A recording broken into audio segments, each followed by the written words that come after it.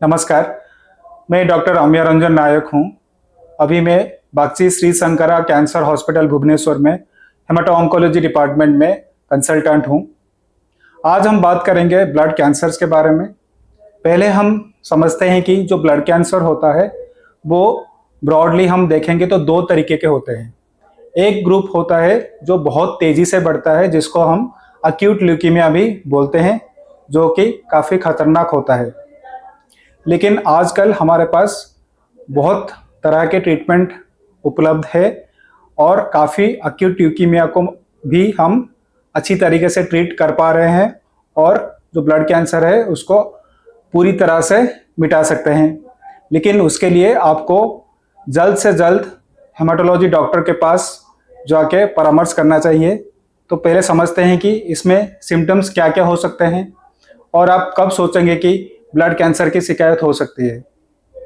तो पहली बात यह है कि जब भी अक्यूट ल्यूकीमिया होता है और तेज़ी से बढ़ने वाला ब्लड कैंसर होता है तो शरीर में खून बहुत जल्दी से गिरने लगते हैं, तो बहुत जल्दी थकान महसूस होने लगता है और खून चढ़वाने का ज़्यादा ज़रूरत होता है।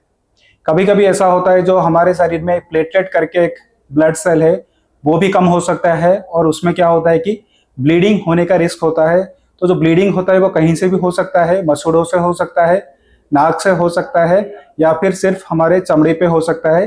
तो जब चमड़ी पे ब्लीडिंग होता है तो वहाँ पे हमें लाल लाल या फिर नीले नीले धब्बे दिखने लगते हैं। कभी कभी ऐसा होता है कि शरीर में बहुत जगहों पर गांठ निकल आते हैं। अगर ये गांठे बहुत जल्दी जल्दी निकल आते हैं तो ये भी ब्लड कैंसर, तेजी से बढ़ने वाला ब्लड कैंसर का एक सिम्टम हो सकता है।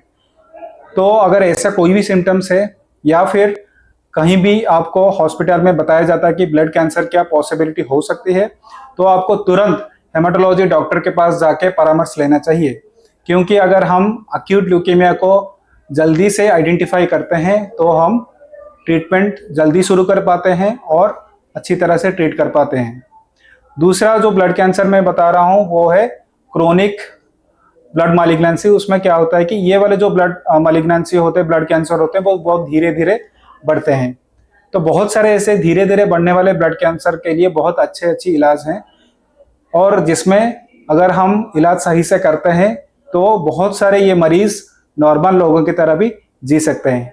तो कभी भी ये सब चीज़ों को आप इग्नोर मत कीजिए और टाइमली डॉक्टर को जाके मिलिए। स्पेशली हेमाटोलॉजी के जो स्पेशलिस्ट डॉक्टर हैं उनसे मिलिए और परामर्श लीजिए। Thank you.